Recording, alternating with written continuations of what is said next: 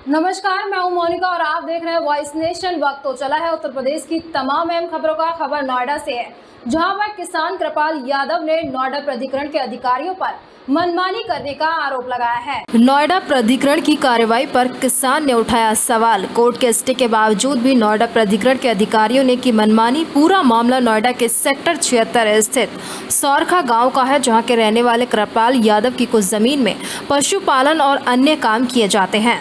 नोएडा प्राधिकरण द्वारा यहां पर तोड़फोड़ की कार्रवाई की गई, जिस कार्रवाई के बाद किसान कृपाल यादव ने नोएडा प्राधिकरण के अधिकारियों पर मनमानी करने का आरोप लगाया है। कृपाल यादव का कहना है कि पिछले 20 साल से वे नोएडा प्राधिकरण और जिला प्रशासन के खिलाफ कानूनी लड़ाई लड़ रहे हैं। 3 बार कोर्ट से उनके पक्ष में फैसला आया है और कोर्ट ने इस जमीन पर स्टे भी लगा दिया है।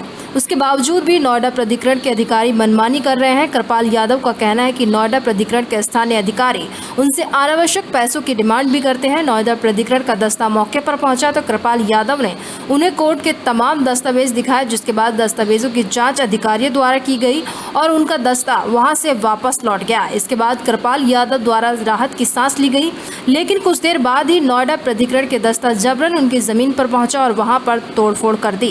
कृपाल यादव का आरोप है कि नोएडा प्राधिकरण के अधिकारी न्यायालय के आदेशों की अवहेलना कर रहे हैं और अपनी मनमानी चला रहे हैं। ऐसे में किसान बेहद परेशान हैं और उच्च अधिकारियों से न्याय की उम्मीद लगा रहे हैं। सर वो आए, मुझे कोई इन्होंने नोटिस नहीं दिया, कुछ नहीं दिया। मैं अपनी नर्सरी में काम कर रहा था, मैं अपने पौधों में पानी लगा रहा था। मैंने देखा कि पुलिस की गाड़ी आ गई। मैं बाहर आया तो कहने लगे हम तोड़फोड़ करने आए हैं। मेरे पास पेपर थे, मैं पेपर लेकर आया। मैंने सारे पेपर उन्हें दिखाए, सर मेरे पास स्टे है, सब कुछ है। उन्होंने अपने सरकारी वकील, जो इनका वकील है कोर्ट में, जो भी XYZ, उसे फ़ोन किया कि ये केस नंबर देखो और इसमें स्टे है क्या। उस वकील ने इन्हें बताया कि इसमें स्टे है और तोड़फोड़ मत कीजिए। उसके बावजूद ये चले गए यहाँ से। इन्होंने कोई तोड़फोड़ नहीं करी। मैं भी अपने काम में लग गया, मैं भी इधर उधर व्यस्त हो गया। व्यस्त होने के बाद मेरे पास कॉल आता है कि भैया आपके यहाँ तोड़फोड़ हो रही है। मैं इतने भाग के आया, इतने तो इन्होंने आके यहाँ पे सब ध्वस्त कर दिया सर। जब तक मेरे लोग आए, मेरे लोगों ने आके यहाँ पे उनके खिलाफ नारेबाजी करी, वो फिर दुम दबा के भागे यहाँ से। अगर आप सही थे तो सब कुछ तोड़ के जाते, नेस्तनाबूद कर देते, मुझे जमीन में मिला देते मुझे। सर सारे आदेश मेरे माफिक हैं, जैसे मर्जी चेक कर लो, जहाँ मर्जी चेक करा लो। देखो ये आदेश माननीय न्यायालय ने दिया है। ये जज साहब हैं, उनके साइन है। इन्होंने अपील करी, उस अपील में ये अपील करी, इसमें देखो ये यहाँ के जो मौजूदा DM साहब थे, उन्होंने अपील करी थी मेरे खिलाफ कि इन्होंने साक्ष्य छुपा के इस ज़मीन का बैनामा कैंसिल कराया है। अब देखो कोर्ट ने फिर ये दिया मुझे कि ये आपने जो कर रहे हो गलत कर रहे हो। इन सब के बावजूद भी नोएडा प्राधिकरण के खिलाफ मेरे पास स्टे है। नोएडा प्राधिकरण से भी मैं केस लड़ रहा हूँ, सरकार से भी मैं केस लड़ रहा हूँ, इन अधिकारियों से भी मैं लड़ रहा हूँ। अब मैं कहाँ जाऊँगा सर, बताओ। सर पैसों की डिमांड आती है अलग अलग तरीके से। लाख रुपए दे दो, 2 लाख रुपए दे दो, सेफ रहोगे, हमें देते रहोगे तो चलता रहेगा, नहीं तो एक दिन सब ध्वस्त हो जाएगा, आपको भगा दिया जाएगा।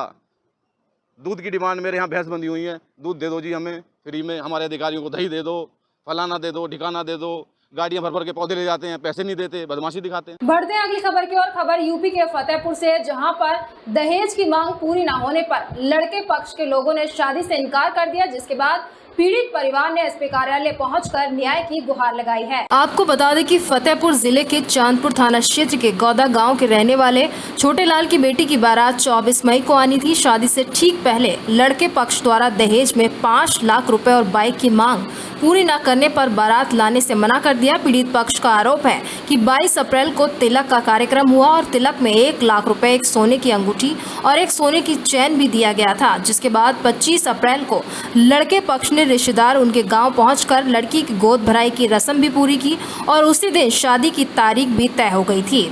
जिसके बाद 18 मई को लड़के पक्ष के लोग दोबारा घर आए और दहेज में 5 लाख रुपए और बाइक की मांग की।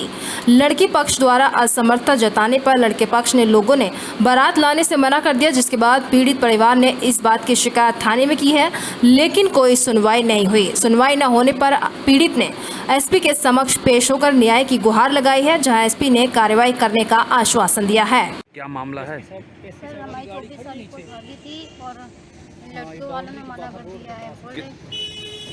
किस बात को लेकर मना कर दिया? बोल रहे थे कि 4 लाख रुपए दो और प्लस गाड़ी दो, इसलिए माँ बाप की इतनी हैसियत नहीं थी, इसलिए नहीं दे पाए। तो वो बोल रहे हैं कि हमें अगर नहीं दोगे तो हम तुम्हें जान से मार देंगे। कब बारात थी आपकी? बढ़ते हैं अगली खबर सहारनपुर से, जहां पर दुकानदारों से लाखों रुपए की धोखाधड़ी करने वाले दंपत्ति को पुलिस ने बैंगलोर से गिरफ्तार किया है। आपको बता दें कि पुलिस द्वारा धोखाधड़ी कर दुकानदारों से लाखों रुपए लेकर भागने वाले दंपत्ति को पुलिस ने गिरफ्तार कर लिया है। सहारनपुर के एसपी सिटी अभिमन्यु मांगलिक ने प्रेस वार्ता में बताया कि थाना कोतवाली नगर पुलिस द्वारा धोखाधड़ी कर दुकानदारों का 80,06,828 रुपए लेकर भागने वाले दंपत्ति योगेश बंसल उर्फ रिंकू बंसल और ट्विंकल बंसल पत्नी योगेश बंसल को बेंगलुरु कर्नाटक से गिरफ्तार किया गया है। एसपी सिटी ने बताया कि अभियुक्त योगेश बंसल अपनी पत्नी के साथ सहारनपुर में रेडीमेड कपड़ों का काम करता था और रेडीमेड कपड़ा स्थानीय दुकानदारों से खरीद कर शामली दिल्ली में बेचने का काम करते थे और हिरन मरान में स्वयं की रेडीमेड कपड़ों की दुकान थी। रेडीमेड कपड़ों के व्यापार में स्थानीय व्यापारियों का 80,06,828 रुपए उधार हो गया, जिसे ना चुकाकर हड़पने की नीयत से फरार हो गया, जिनको गिरफ्तार किया गया है और अभियुक्तों गणों पर 32 घंटे का ट्रांजिट वारंट लेकर जनपद सहारनपुर वापस आए और विधिक कार्यवाही की जा रही है। सन 2022 में कोतवाली नगर में 206/22 एक मुकदमा अपराध संख्या लिखा गया था। इसमें 6-7 व्यापारी मिलकर आए थे और उन्होंने बोला था कि योगेश बंसल और ट्विंकल बंसल जो कि वहाँ पे कपड़ों का कारोबार करते थे, इन्होंने किराए पे दुकान ले रखी थी हीरामरान मार्केट में और ये इन लोगों से कपड़ा लेते थे, रॉ कपड़ा लेते थे और उसके बाद उसको पैंट बना के आगे शामली और दिल्ली में बेचा करते थे। तो काफ़ी टाइम से व्यवसाय कर रहे थे और काफ़ी व्यापारियों से इन्होंने करीब 80 से 90 लाख रुपए के बीच का माल उधार पे ले लिया। जब इनसे पैसे मांगे गए, बार बार पैसे मांगे गए, तो कुछ नकारते हुए बाद में ये वहाँ से फरार हो गए और अभी पुलिस को सूचना मिली थी कुछ दिनों पहले कि ये बेंगलोर में रह रहे हैं। इन्होंने नाम पता बदलने की भी कोशिश करी थी, लेकिन पुलिस को हिंट लग गया था कि किस नाम पते से वहाँ पे रह रहे हैं। बेंगलोर में इन्होंने दूसरा बिजनेस टिफिन का सिस्टम चालू कर दिया था, जो कि पहले भी करते थे।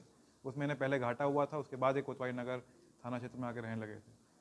तो बेंगलोर में हमारी टीम गई और इन दोनों दंपत्ति को पकड़ा और ट्रांजिट रिमांड में हम इसको यहाँ पे लेके आए हैं और आज कोर्ट में इनको पेश किया जा रहा है। सर, क्या पहले भी इन पे कोई मुकदमे चल रहे थे? जी नहीं, अभी तक इनका आपराधिक इतिहास देखा जा रहा है, लेकिन अभी तक कोई भी मुकदमों का प्रकाश में नहीं आया है। सर, इतनी बड़ी रकम की जो है ठगी की गई, क्या ये 2 लोग हैं, इसके अलावा भी और कुछ लोग इनके साथ शामिल हैं?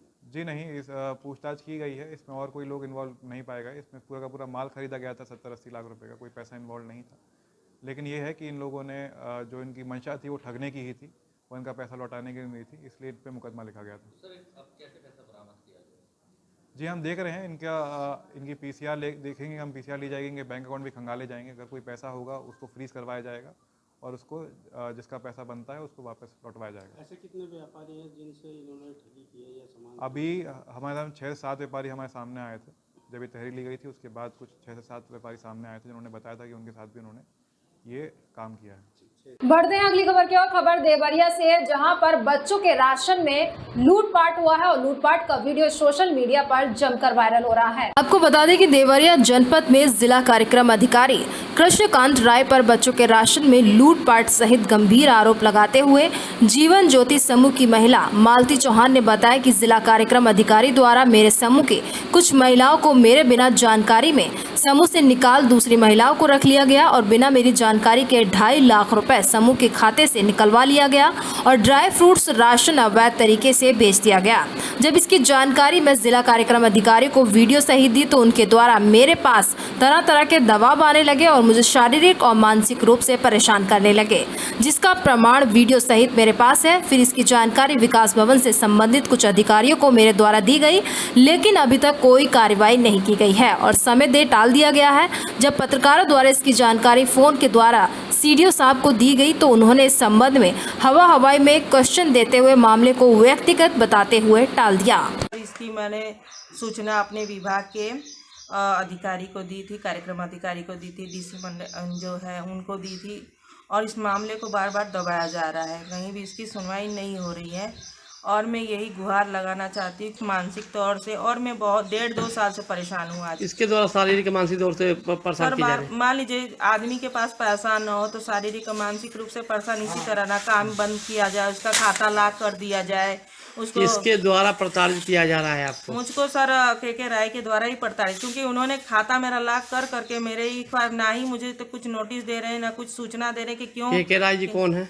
कृष्णकांत राय साहब कार्यक्रम अधिकारी हैं और उनके द्वारा कह रहे हैं कि आप इस मामले को मानती, कुछ नहीं होगा, ऐसा होता जाता रहे, आप दूसरा काम कर लो, इस तरह उन्होंने कहा। तो क्या गुहार लगाना चाह रही है, किससे लगाना चाह रही है? मैं माननीय मुख्यमंत्री जी से गुहार लगाने जा रही हूँ कि जो ये राशन कार्यक्रम अधिकारी के द्वारा लूटपाट अन्य महिला को छोड़कर किसी और को दे देना, जिसकी नियुक्ति लखनऊ से उनको उसमें छेड़खानी करके अन्य लोगों को दे देना, कि ये किस कारणवश हो रहा है ये मुझे जानकारी नहीं है। अपना ये निजी स्वार्थ है कि क्या कर रहे हैं।